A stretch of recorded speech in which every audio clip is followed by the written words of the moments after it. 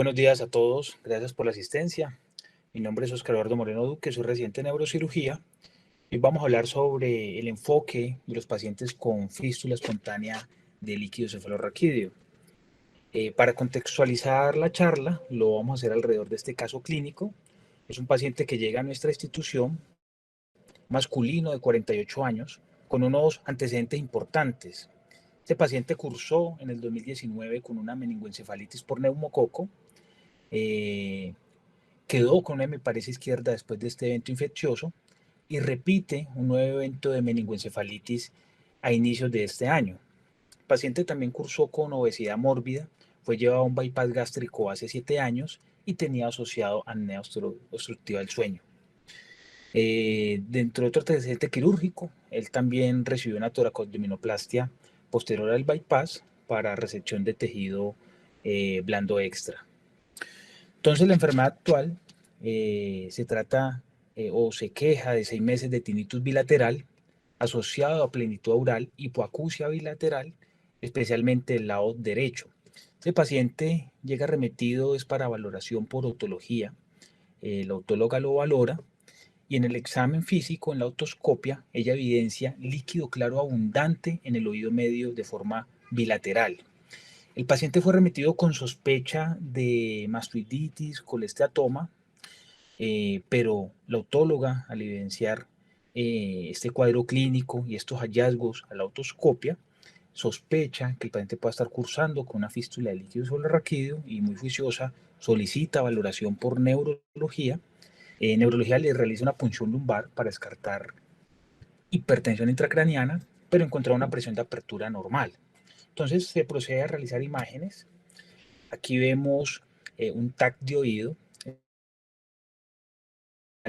de atrás, de adelante hacia atrás, y podemos visualizar que a nivel de tegmen mastoideo hay imágenes que muestran alteración en la continuidad ósea en esta estructura ósea. ¿Sí? Se puede ver que hay una comunicación aquí del espacio intracraneal con las celdillas mastoideas, esto es del lado derecho, pero a nivel del lado izquierdo también podemos evidenciar esa alteración en la continuidad ósea y algo de ocupación de las celdillas mastoideas por material de tejido blando. Nos queda la duda ahí con esta imagen de si el paciente presenta algún defecto óseo, se le solicita una resonancia. La resonancia confirma que vemos cortes coronales en secuencia T2, que estas celdillas mastoideas efectivamente están ocupadas por tejido que tiene la densidad del líquido cefalorraquídeo, y esto sumado a la clínica del paciente, eh, pues logramos hacer un diagnóstico de fístula espontánea del líquido cefalorraquídeo. El paciente no tenía ningún antecedente de traumas, no tenía antecedentes de infecciones a nivel de mastoides, eh, incluso el paciente en ningún momento refería presencia de otoliquia o rinoliquia. Entonces, ese conjunto de síntomas, de signos, hallazgos al examen físico y las imágenes es lo que nos orientó a realizar el diagnóstico y luego proceder con el manejo, que al final de la charla vamos a ver cuál fue. Entonces, como introducción, uno puede definir que las fístulas del líquido raquídeo sucede o se definen como esa salida de ese líquido desde la cavidad intracraneal a través de un defecto, ¿sí? Osteodural entre el espacio subaracnoideo y alguna estructura neumatizada de la base del cráneo.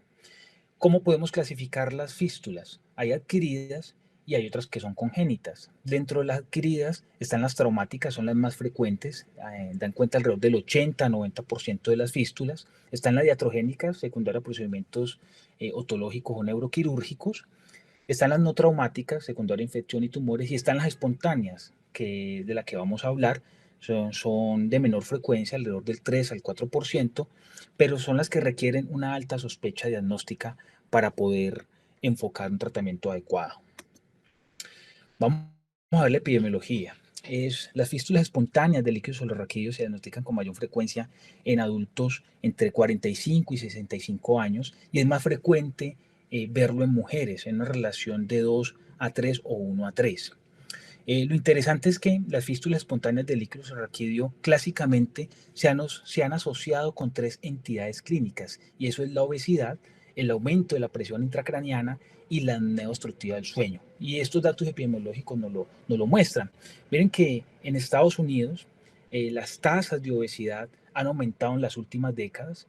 En el año 2012, casi el 40% de la población de Estados Unidos es diagnosticada con obesidad. Lo interesante es ver que las tasas de fístula espontánea en Estados Unidos también han aumentado. Y en los estudios poblacionales se ha encontrado que en las regiones o en las poblaciones donde hay más obesidad, hay mayores tasas de corrección de fístula del líquido subarráquido espontánea en las entidades clínicas.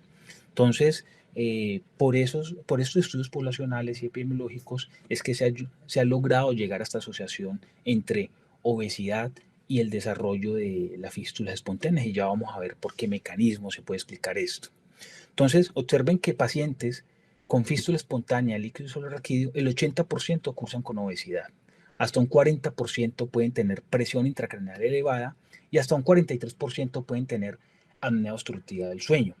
Lo importante de esta entidad clínica es el riesgo de meningitis. Estos pacientes tienen un riesgo de desarrollar esta infección con una tasa de 10% anual o 40% si lo tomamos global. Entonces vamos a ver cómo se relacionan esta entidad como la obesidad, como la hipertensión intracraneana y la apnea obstructiva del sueño con la fístula espontánea del líquido subarráquido. Entonces, el mecanismo fisiopatológico que se ha descrito para esto es que pacientes obesos van a cursar con un aumento de la presión intrapleural.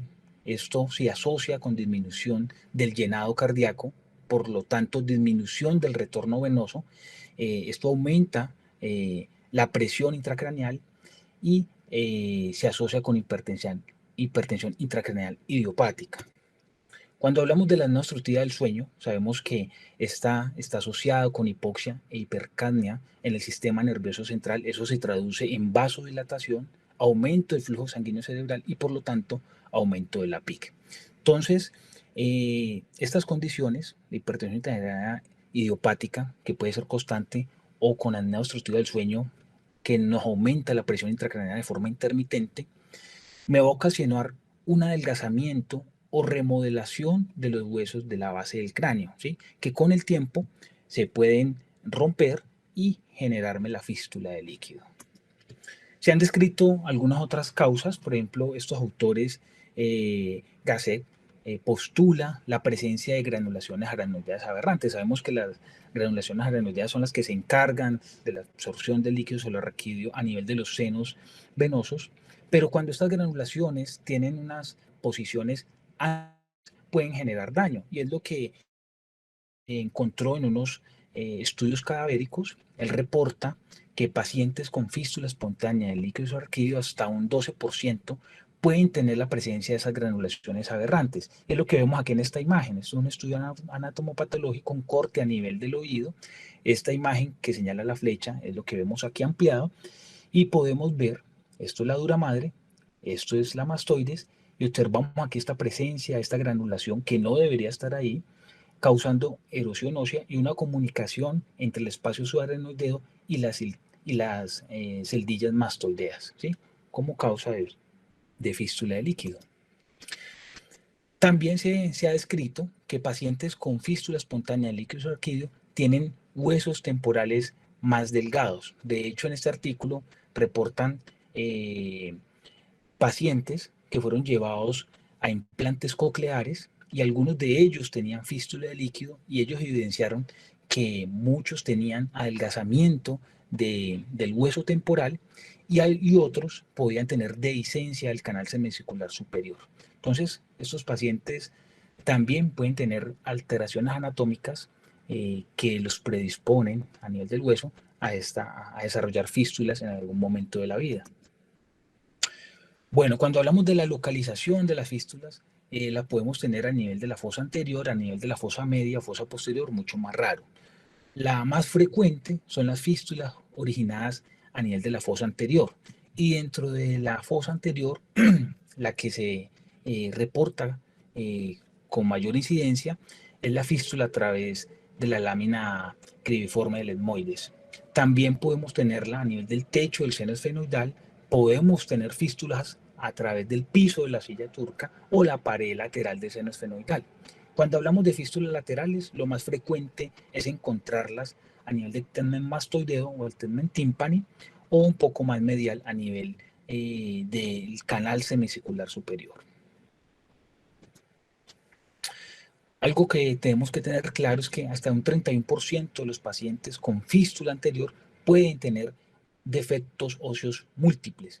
Y cuando estamos hablando de fístula lateral, hasta un 45% van a tener defectos múltiples. Y es importante llegar con eso en mente, dado que para planificar nuestra intervención quirúrgica debemos tener esto claro para no pasar algún defecto óseo por alto. Bueno, ¿cómo es la clínica de estos pacientes? Por lo general, cuando las fístulas son anteriores o tenemos fístulas laterales paradójicas, los pacientes se pueden cursar con una rinorrea clara. Los pacientes pueden tener una otorrea clara también de tipo pulsátil.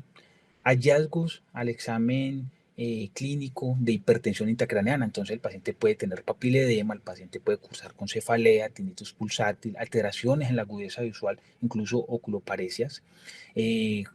Los pacientes pueden quejarse de hipoacusia, de plenitud aural, porque por lo general son unilaterales, pero en algunos casos, como no, como el paciente que les muestro ahora, puede ser de forma bilateral. Y hasta un 20% pueden debutar con una meningitis. ¿Qué pruebas de laboratorio nos ayudan a averiguar si el paciente, si lo que tiene el paciente es una fístula líquido subarachnoideo y no es una alergia, una rinorrea por efectos vasomotores o medicamentos? Bueno, entonces, dentro de las pruebas de laboratorio se ha descrito la beta-2 transferrina. Es una proteína que es medible en el líquido y tiene una alta especificidad y una alta sensibilidad. Miren que son especificidades del 97 y sensibilidades casi del 100%.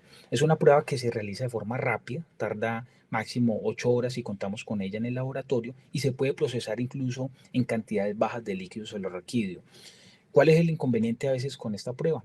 Que no todas las instituciones lo tienen, que pacientes que tengan una fístula intermitente, pues va a ser difícil la recolección de la muestra. Y si el paciente debuta con meningitis o tiene una infección asociada por estafilo, esta prueba puede ser negativa. Hay varias indicaciones para poder enviar esta prueba. Puede ser rinorrea postraumática o rinorrea espontánea, como en esta charla. Puede enviarse por rinorrea después de alguna intervención quirúrgica o por fracturas de base de cráneo o por otorreas, que sospechemos que sea una fístula. ¿Qué otras cosas debemos o nos ayudan en el proceso de diagnóstico de las fístulas espontáneas? Averiguar todo lo relacionado con la hipertensión intracraneal. Y dentro de eso tenemos la punción lumbar. Entonces, pacientes que cursen con papiledema, con con hallazgos anormales, como ejemplo parálisis de nervios craneales, que tengan neuroimágenes compatibles con signos de hipertensión intracraneana y a la punción lumbar presiones de apertura elevadas, pues esto nos orienta a que posiblemente la fístula espontánea del líquido subarachnoideo sea secundaria a una hipertensión intracraneana. En cuanto a las imágenes diagnósticas, tenemos diversas modalidades. Hoy en día, en la mayoría de las instituciones contamos con TAC con cortes finos de 1 milímetro. Se han descrito sensibilidades muy altas, casi el 90% de especificidades, casi del 100%. La ventaja de este estudio es que nos permite identificar los defectos óseos incluso muy pequeños y no requiere pues que el paciente tenga la fístula activa. No implica la aplicación de medio de contraste intratecal, pues que no nos muestra las alteraciones en la leptomeninges con la fuga de líquido subarachnoideo. ¿Qué debemos de buscar en las tomografías de cortes finos? Bueno, entonces, como sabemos, a nivel de la fosa anterior, el etmoides es el sitio más frecuente de esta alteración. Entonces, debemos ir a buscar alteraciones a nivel de la lámina cribosa, ¿sí? Podemos también buscar alteraciones en la lamela lateralis, que es esta estructura que vemos aquí, y buscar opacidades en los recesos olfatorios que por lo general deben de estar libres. Si están ocupados o se ven opacos, hay que sospechar la presencia de fístula. Esto es uno de los casos. Miren este paciente con esta dehiscencia a nivel del esmoides. También debemos visualizar el esfenoides. El sitio más frecuente de fístula asociado al seno esfenoidal es aquí a nivel del techo, ¿sí? Pero también podemos tener alteraciones óseas a nivel del piso de la silla turca o a nivel de la sincondrosis esfenoccipital. También es importante mirar las paredes laterales, como en este caso, miren que hay una alteración en la continuidad de la pared lateral del seno esfenoidal, aquí en este corte coronal, y lo confirmamos aquí en este corte axial.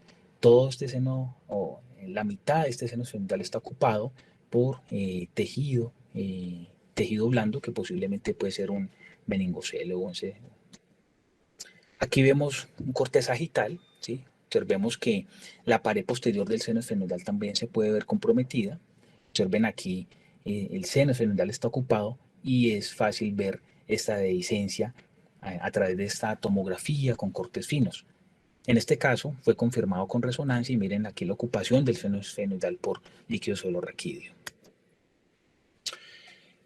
A nivel de fístulas, en la parte lateral o fosa media, lo que tenemos que ir a buscar es alteraciones del hueso temporal. Lo más frecuente es encontrar dehiscencias a nivel del tegmen tímpani o el tegmen mastoideo, como lo vemos aquí.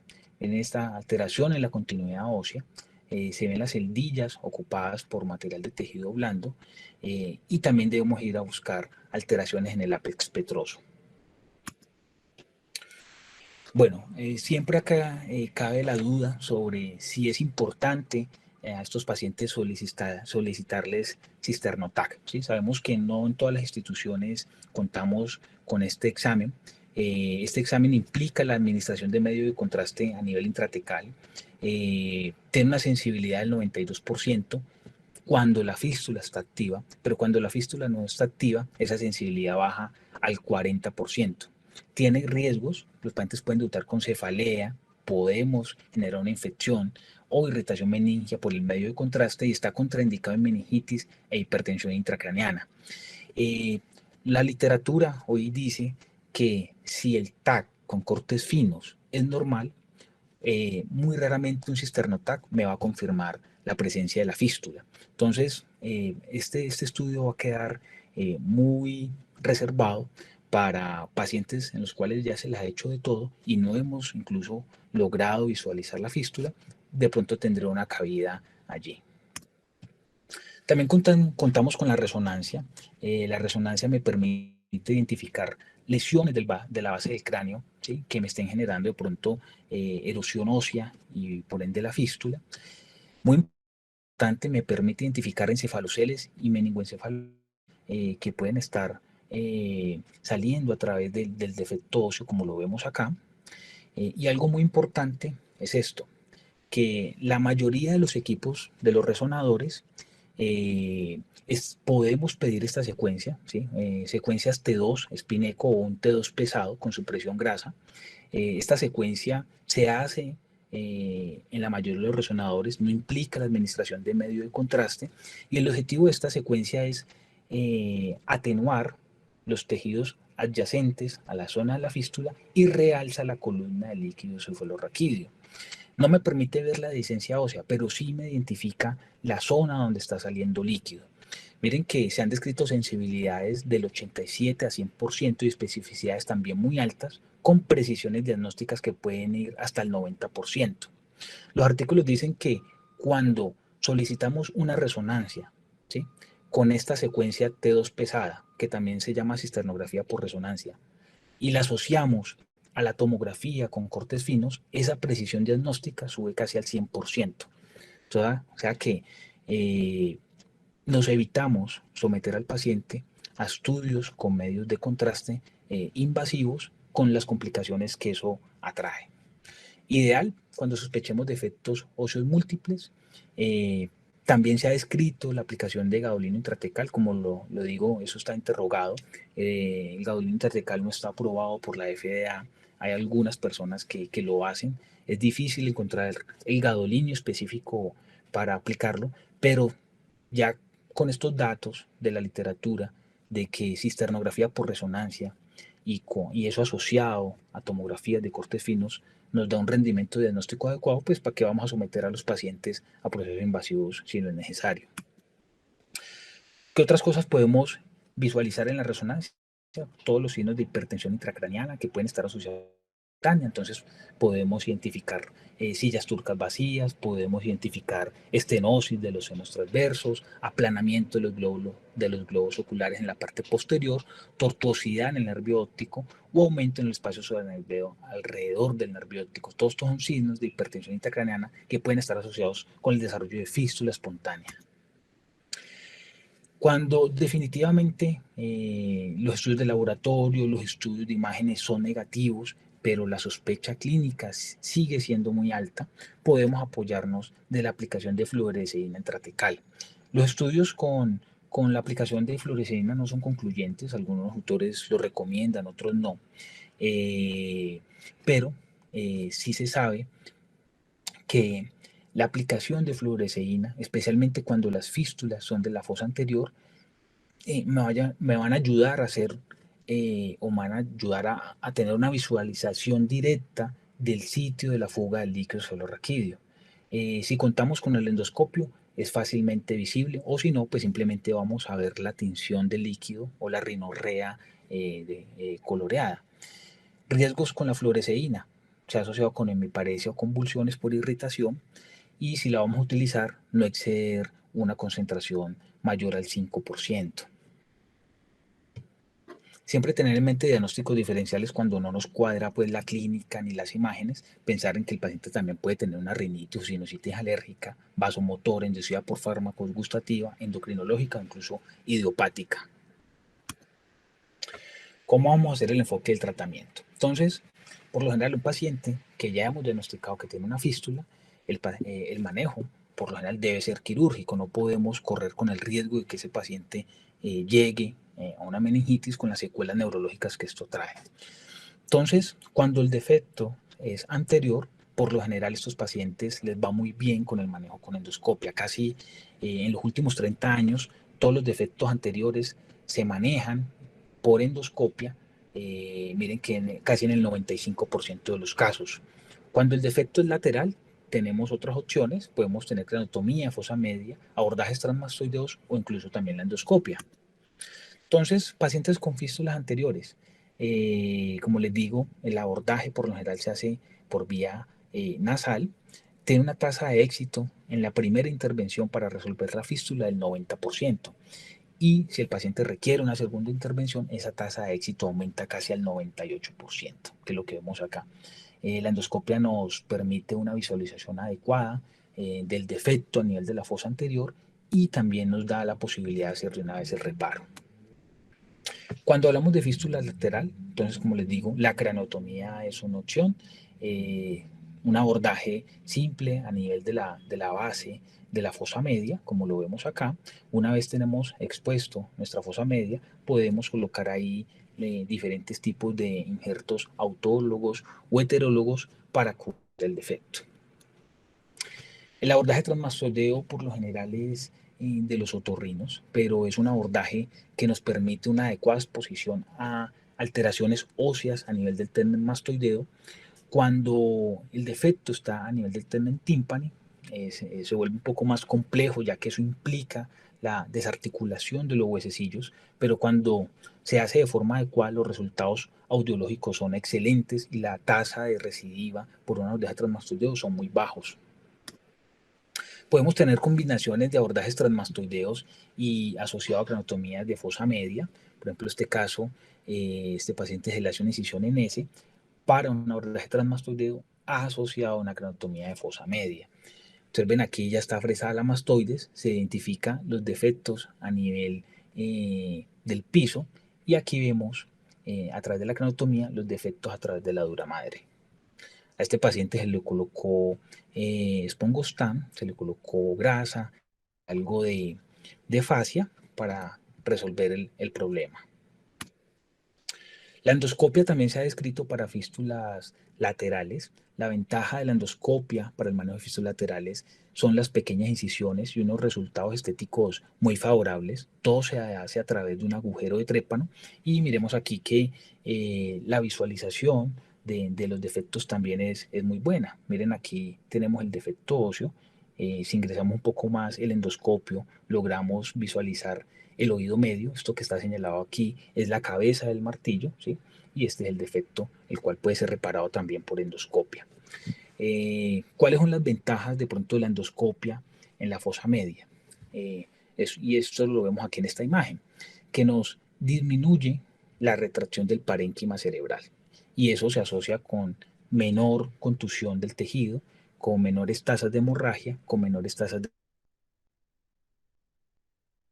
angulación de los diferentes lentes. Me asegura una adecuada visualización del defecto y me facilita la reparación del mismo.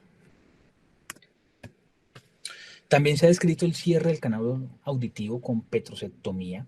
Esto es ideal, ¿sí? O está indicado en pacientes que ya no tienen audición. Entonces lo que se hace es cerrar la tuba Eustaquio del canal auditivo. Tiene unas muy buenas tasas de éxito, ¿sí? La recurrencia, la verdad, es muy baja. Lo que tenemos que tener en cuenta cuando se lleva a cabo este abordaje, que esto también lo hacen los otólogos, es la presencia de retención de piel a nivel del canal, y esto se asocia con colesteatoma. Por lo tanto, todos estos pacientes deben de resonancia 18 a 24 meses posterior al procedimiento.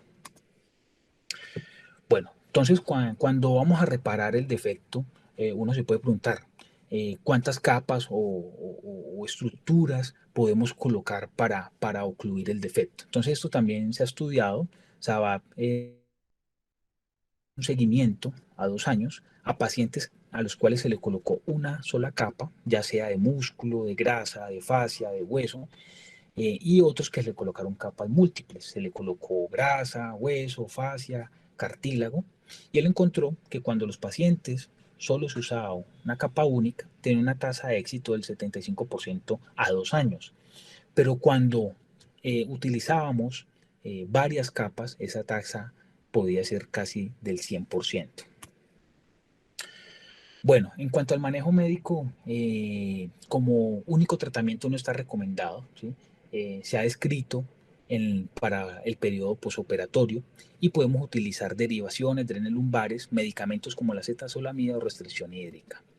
Entonces, ¿cuál es la efectividad del manejo médico para ayudar a esta intervención quirúrgica? Entonces, eso lo vemos en estos estudios, una revisión sistemática con 679 pacientes y trataron de comparar el manejo activo versus ningún manejo en pacientes que tenían fístulas asociado a aumento de la presión intracraneana. Entonces, estos pacientes que se les dio un manejo activo, se le colocaron derivaciones ventriculoperitoneales asociado no a cetazolamida y siguieron la tasa de éxito. Y miren lo que encontraron. Pacientes con fístula espontánea asociado a hipertensión intracraneana, cuando se les colocaba las derivaciones o el medicamento, tenían unas tasas de éxito del 92%. Pero cuando se comparaban con los pacientes que no recibían ningún tipo de intervención ayudante, las tasas de éxito eran menores, casi el 80%, y esto fue estadísticamente significativo. Entonces, podemos concluir con este artículo que pacientes que tengan hipertensión intracraneana documentada asociado a fístula se benefician de un manejo adicional, ya sea con derivaciones o medicamentos posterior a la intervención. El uso del dren lumbar está interrogado, esto es controversial. El dren lumbar se usa con frecuencia en pacientes que tienen fístula de la fosa anterior, ¿sí? Por lo general se colocan antes del procedimiento, especialmente para colocar la fluoresceína, ya que me permite identificar la zona del defecto, y se deja de 2 a 5 días postoperatorios. Lo que hay que tener en cuenta es que el tren lumbar también se asocia con complicaciones. Se han descrito tasas de 3% de complicaciones mayores como meningitis, colecciones subdurales, hemorragias suanodeas, catéteres retenidos, y hasta un 5% de complicaciones menores como infecciones locales, irritación nerviosa y cefalea. Estos estudios trataban de comparar cuál era la utilidad de dren lumbar en el manejo del reparo de fístulas de fosa anterior por endoscopia. Y ellos cogieron 75 pacientes con DREN, 75 sin DREN. Y encontraron que la tasa de éxito era similar, ¿sí? Miren, 95% para los que tienen el DREN, 92% para los que no lo tenían. Por lo tanto, en este estudio no se recomienda el uso de DREN lumbar posterior al reparo de fístulas de líquido subarráquido espontánea. Este otro estudio trató de determinar si el DREN era efectivo cuando la fístula estaba a nivel de la fosa media. Y ellos encontraron que el DREN lumbar se asocia con mayor estancia hospitalaria, con mayores costos y reportaron también complicaciones como colecciones subdurales, hematomas y neumoencéfalo. Por lo tanto, tampoco recomiendan el uso de DREN lumbar posterior al reparo de fístulas laterales. Entonces, hay algunos artículos que ustedes pueden encontrar donde sí se recomienda y otros que no. Por eso es controversial, pero la tendencia es a que no. ¿Qué factores me predicen éxito quirúrgico? ¿Cuál es el paciente que le va mejor? Por lo general son pacientes jóvenes, menos a 36 años, que no tengan sobrepeso, que la presión intracraneana esté normal y que el defecto esté a nivel del etmoide. Si tenemos estos factores, sabemos que el paciente va a evolucionar de forma adecuada. Bueno, entonces para ir terminando, les traigo un algoritmo del enfoque diagnóstico de estos, lo que más lo enreda a uno en el momento de enfrentarnos a ellos. Entonces, si tenemos paciente con una alta sospecha clínica de fístula espontánea del líquido subarráquido, ¿sí? Y obviamente con factores de riesgo, obesidad, apnea obstructiva del sueño, signos de hipertensión intracraneana, y además de eso tenemos fístula activa y contamos con beta-2 transferrina, pues solicitémosle la beta-2 transferrina. Si esa es negativa, ¿sí? Miremos de pronto otras condiciones clínicas, pero si la sospecha es muy alta o no se logra recolectar la muestra para la toma de la beta-2 transferrina, entonces vamos a proceder con las imágenes diagnósticas, ¿sí? Las imágenes diagnósticas, como les digo, de entrada son la tomografía de cortes finos, que nos ayuda a identificar el defecto óseo, y la resonancia, idealmente con la secuencia de T2 pesado con supresión grasa o espineco, ¿sí? El rendimiento diagnóstico de estos dos estudios imagenológicos es casi el 98 a 100%. Hay algunas excepciones donde definitivamente los defectos son muy pequeños o son múltiples, ¿sí? Entonces, en esos casos, que son la minoría, podemos utilizar el cisterno-TAC, ¿sí? O cisternografía por radionucleótidos, pero son casos muy aislados. La mayoría van a ser diagnosticados tanto por laboratorio como por estos dos estudios imagenológicos. Conclusiones, tenemos que la fístula de líquido subarráquido espontáneo es una patología con alto riesgo de morbimortalidad por el riesgo de meningitis.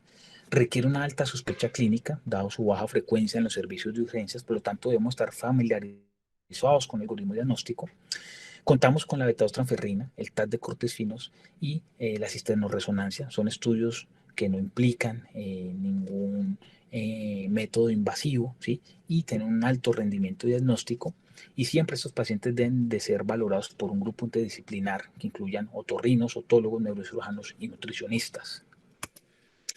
Bueno, esta es la resolución del caso del paciente que les mostré, que tenía defectos a nivel bilateral, a nivel del tegmen mastoideo. Este paciente se llevó a craneotomía temporal de forma bilateral, que les voy a mostrar qué encontramos a nivel quirúrgico. Entonces, observen aquí, pueden visualizar este defecto a nivel de la dura madre. Esperemos que el video se nos acomode un poco. Miren aquí, a nivel del hueso, se evidencia el defecto, ¿sí? El defecto de continuidad a nivel del hueso. Y en este otro video, miren aquí cómo evidenciamos la alteración a nivel de la dura madre. Era del otro lado, miren aquí podemos ver los defectos a nivel del piso de la fosa media. Aquí podemos también evidenciar diferentes orificios, ¿sí? Que era lo que veíamos en las imágenes. En esta zona se le colocó espongostam, se le colocó fascia, se le colocó músculo, suturado a la dura madre y con eso el paciente ha evolucionado de forma adecuada. Bueno, muchas gracias por la atención.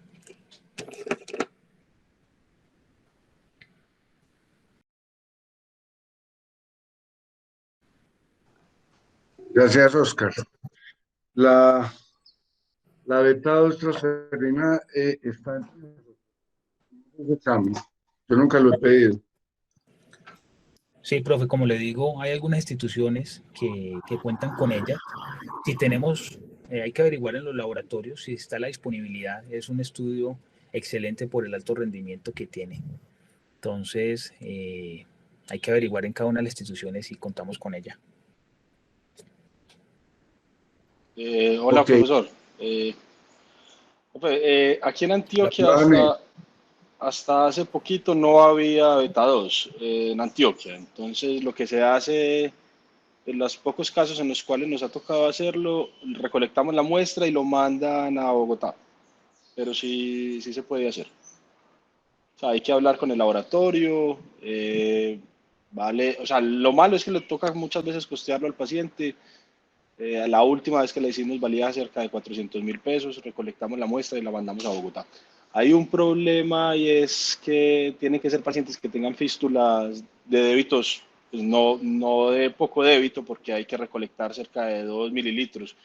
Y una fístula, digámoslo así, normalmente, pues, no es fácil pues, que salga 2 mililitros. Y cuando tienen fístulas de alto débito, generalmente la duda no existe. Pues son poquitos los pacientes, desde mi concepto, que necesitan eso. Oscar, otra inquietud que tengo es si las fístulas espontáneas tienen el mismo riesgo de meningitis que las fístulas postraumáticas, porque a mí me da la impresión de que el defecto es menor en las fístulas espontáneas que en las postraumáticas. Entonces siempre me ha quedado la duda si la incidencia de meningitis es la misma. Pero pues eso está muy asociado con el tamaño del defecto. Pues pueden haber defectos post-trauma que son pequeños. Yo creo que eso va más asociado con el grado del defecto del paciente. Pero igual fístula espontánea, el riesgo de meningitis es del 10%, es un riesgo muy considerable. Yo creo que es muy similar al riesgo de meningitis post-trauma. Y Hola, ¿cómo finalmente, están? antes de darle la... hola. Profe, hay unos coreanos que estudiaron esa pregunta y ellos dicen que a veces puede ser inclusive mayor el riesgo en los espontáneos porque pues la mayoría de las espontáneas no es un defecto único como en la traumática. En las espontáneas pueden tener múltiples defectos y eso puede incrementar el riesgo de neuroinfección. Ellos dicen que cuando son múltiples defectos, el riesgo de neuroinfección inclusive puede duplicar el riesgo de las traumáticas. Buenos días. Gracias, Adriana. Hola, Claudia. Buenos días. Bueno, con respecto a esa pregunta, más o menos el 20% de los pacientes que tienen fístulas de fosas media debutan con meningitis. Lo que dice Adrián es cierto y más o menos el 31% de los pacientes que tienen defectos múltiples. Y bueno, yo quería anotar como un par de cositas con respecto, pues como a unos detalles técnicos de la charla de Oscar. Entonces, pues es básicamente tener en cuenta que a veces uno se tiende a confundir y uno cree que con los manejos de las fístulas, pues solamente, o sea, es como solamente desplazarse hacia adelantico, pues hacia adelante y que ya pues entonces uno va a encontrar el defecto fácilmente. Y hay que tener en cuenta que existen básicamente 4 corredores que son los que determinan los 4 caminos diferentes para uno alcanzar pues una fístula, hablando especialmente pues de la fosa anterior, ¿sí? Como dijo Oscar, pues los de la fosa media generalmente no son, pues generalmente no es tan frecuente que se hagan endoscópicos. Lo que él mostró pues fue como una imagen de procedimiento endoscópico asistido. Pero en los que son pues digamos pues por la nariz, básicamente entonces son 4 corredores y dependiendo de la ubicación de cada una de esas lesiones es que se va a tomar un corredor diferente. Entonces a veces no es tan fácil pensar pues como que solamente desplazarme hacia anterior o hacia la región cribiforme y se va a alcanzar pues como tan fácil el defecto. Y esos corredores son básicamente transnasales, transesmoidales, transesfenoidales y transmaxilares. Entonces los más frecuentes que son los de la lámina cribiforme es el que se toma pues un corredor transnasal en el que entre comillas pues no hay que hacer como una destrucción tan grande, y en ese corredor transnasal generalmente los bordes laterales son los cornetes medios, ¿sí? Entonces uno no tiene que hacer una turbinectomía, porque uno tiene que tener en cuenta que realmente pues cuando uno está en la nariz lo que está viendo realmente no son los bordes laterales propiamente, porque para hacer los bordes laterales propiamente habría que hacer un corredor transesmoidal en el que el camino pues es completamente diferente, entonces hay que irse a buscar la fovea esmoidalis, que es donde generalmente está el roto, y buscar la bula esmoidalis y hacer pues propiamente la esmoidectomía, ¿sí? Entonces, cuando es un corredor transesmoidales, los límites ya no van a ser entonces los dos cornetes medios, sino que ya el límite va a cambiar y pues el límite medial es el cornete medio y, la lámina papirácea es entonces el cornete, es el límite lateral, ¿sí? Entonces, digamos, ese es un abordaje en el que el camino es completamente diferente porque se va más lateral. Los otros, pues, es el corredor transesfenoidal, pues, que digamos es un poquito más convencional, es simplemente como el abordaje que se hace a la silla turca, y los más complejos son los que tienen una fístula en el receso esfenoidal, que son completamente laterales y uno no puede llegar hasta allá con un abordaje transesfenoidal convencional, sino que tiene que hacer una suma de abordajes mixto, por decirlo así, en el que está pues involucrado el abordaje transesfenoidal, el transesmoideo y el transpterigoideo, pues que obviamente pues es mucho más complejo, y el corredor es maxilar. Entonces, tener en cuenta pues que son básicamente 4 corredores diferentes, el transnasal, transesmoidal, esfenoidal y transmaxilar, y que dependiendo de la ubicación es que lo van a llevar a uno pues digamos por un camino diferente y una técnica diferente a la zona donde está el defecto.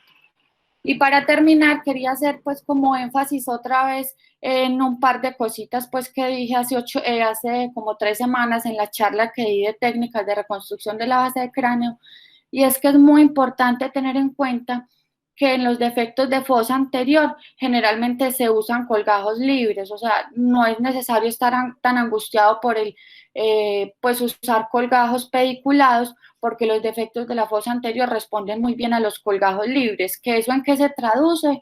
En uso de tejido adiposo y fascia lata, ¿sí? Entonces hacer pues como una técnica multicapa y llenar muy bien los espacios muertos. Y lo otro es que, vuelvo y les digo, como les dije ese día, el problema de la reconstrucción de los defectos de la base del cráneo no tiene que ver con el tamaño, sino que tiene que ver es con la ubicación y los bordes, porque el hecho de que uno pueda denudar completamente los bordes y deje la superficie ósea 100% expuesta es lo que le va a dar a usted la garantía de que realmente haya un buen sellado, porque si no tiene la superficie ósea expuesta 100%, ese material que usted le va a poner, digámoslo por decir así, no se va a pegar. Entonces, más que el tamaño, es la ubicación y el borde. Y que en la fosa anterior, vuelvo y les digo, lo más importante, digamos a grandes rasgos, excepto pues contadas excepciones, están indicados generalmente, por ahí no sé, un 90-95% de las veces, los colgajos libres. Gracias, Claudia.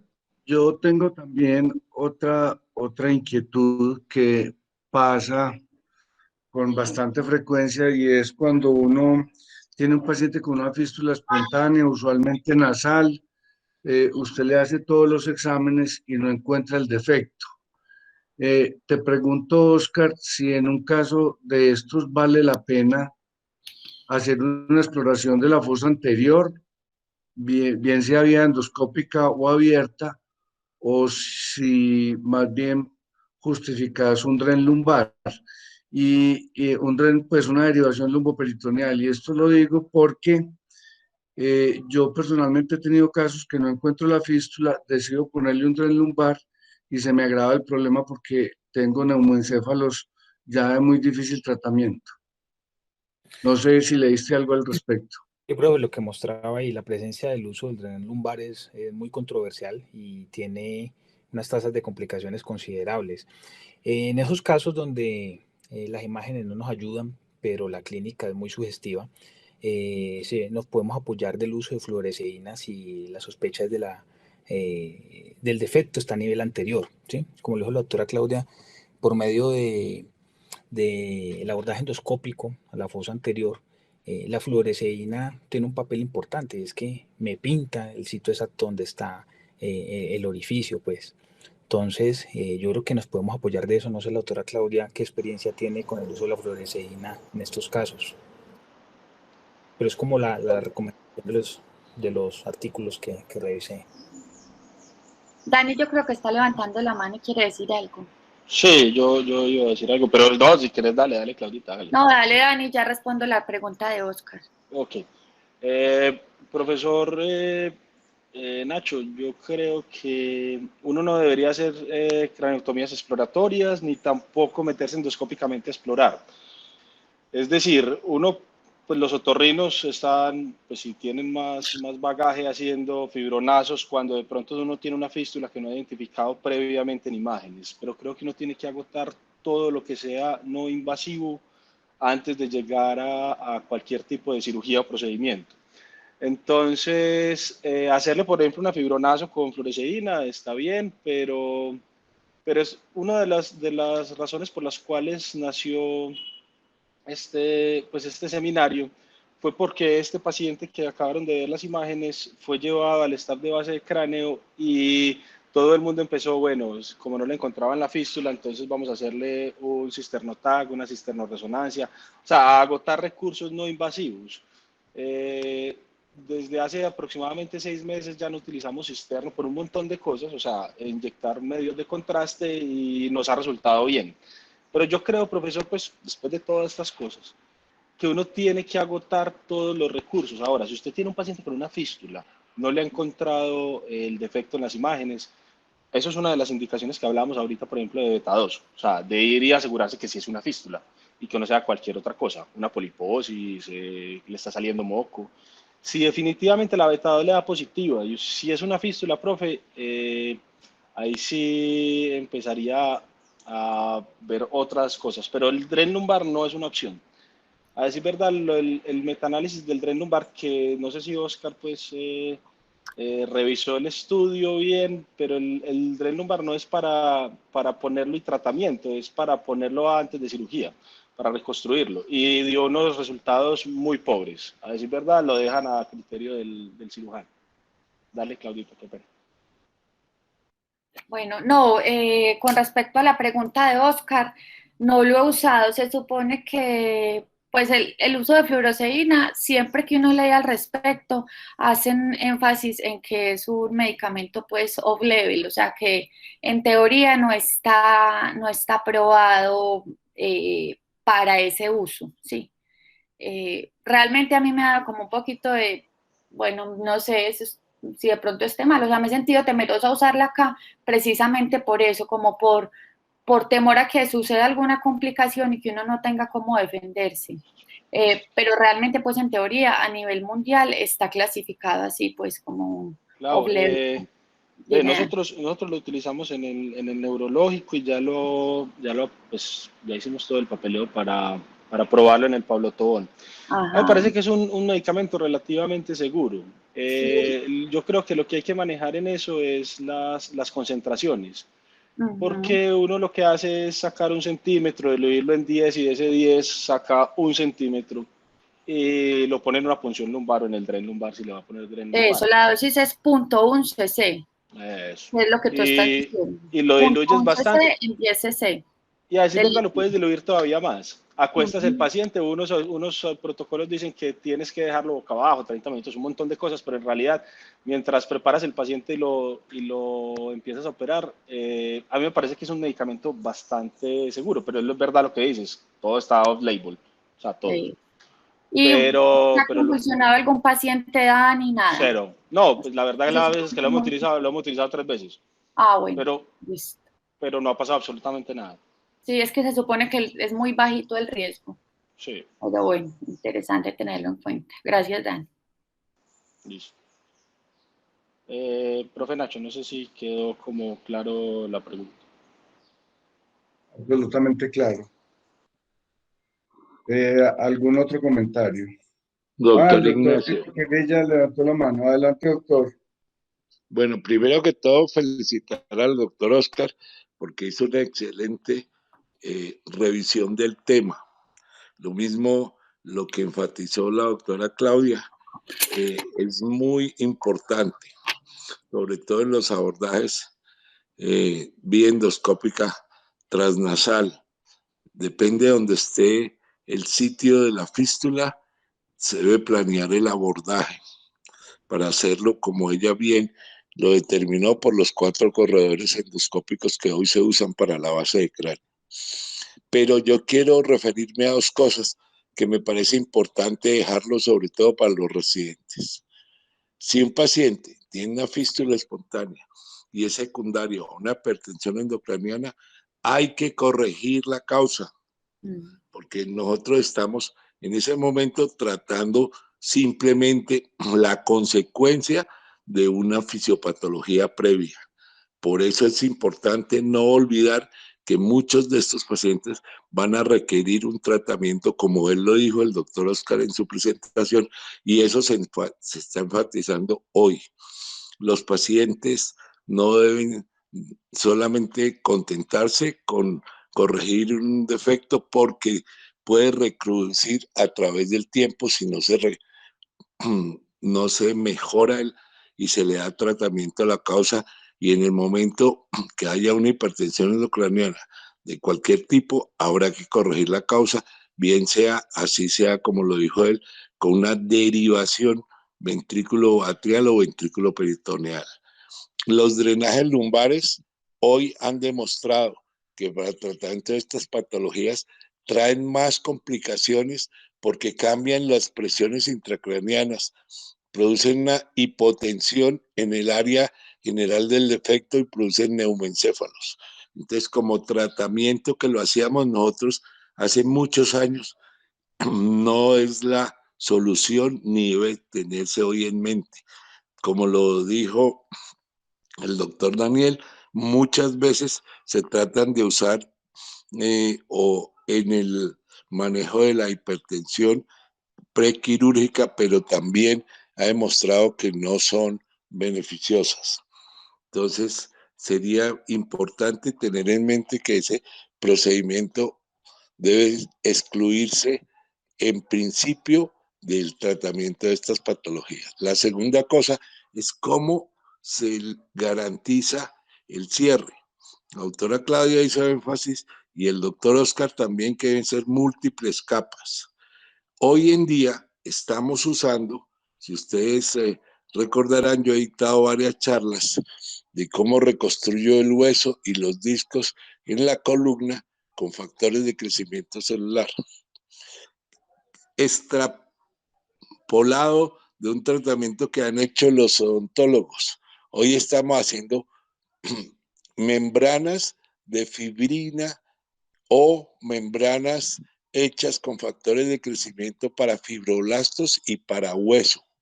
Y entonces se le agrega a los factores de crecimiento trombina y se crean unas membranas que, como lo dijo ella, hay que tener muy bien limpia la superficie del hueso, bien sea con factor de tipo 4, que es el crecimiento de osteoblastos y osteofitos y crea hueso, y también con factor 3, que crea membranas. Y así el cierre es mucho más sencillo y fácil. Se colocan varias capas y el resultado es bastante satisfactorio en el hecho de que cuando uno hace resonancias de control, inclusive TAC de control, ve cómo se reconstruyó el tejido óseo y el tejido blando. Esos eran mis aportes. Cuando quieran, les puedo enseñar cómo se hace eso, que es muy simple y es muy barato, porque además son autólogos del mismo paciente. Y se puede colocar las capas en el volumen y distribuirlas muy bien dentro de todos los elementos que quedan de soporte de la base del cráneo o del oído, en una manera muy sencilla, en vez de, como lo hacíamos antiguamente, embutir músculo o embutir grasa. Y al fin y al cabo la grasa lo que le va a dar al paciente es eso, y el músculo en parte también va a crear fibrosis. Gracias.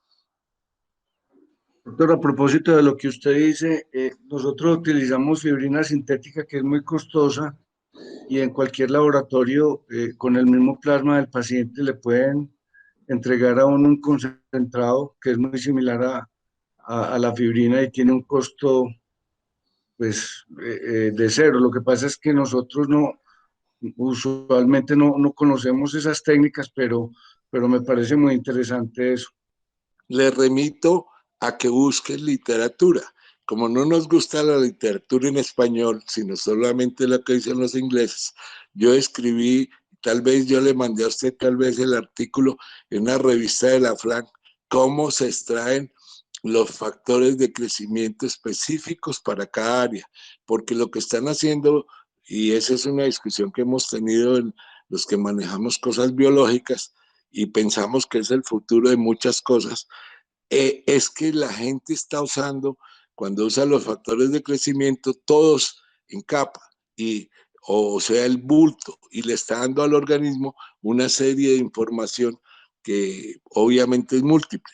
En este caso, ahí en ese artículo está escrito y con mucho gusto se los puedo mandar o les puedo dictar una charla específica de eso porque es muy sencillo, es muy simple y eso es lo que vale un trabajo más o menos de 20, 25 años que he venido haciendo, donde ya sabemos cómo se extraen cada una de las capas específicas, como usted lo decía, de fibroblastos, que son los sintéticos y los otros materiales que entre otras cosas pueden resultar un poco, son útiles, pero pueden resultar un poco no muy adecuados porque pueden crearle al organismo una respuesta exagerada al no ser autólogos. De la otra forma, entonces, con mucho gusto, cuando quieren, damos una charla específicamente de cómo se, que es una manera muy sencilla de cómo hacerlo. Se hace dentro de la sala de cirugía y uno prepara la cantidad y la capa como uno la quiera obtener. Con mucho gusto, doctor. Muchas gracias, doctor. Me comunicaré con usted.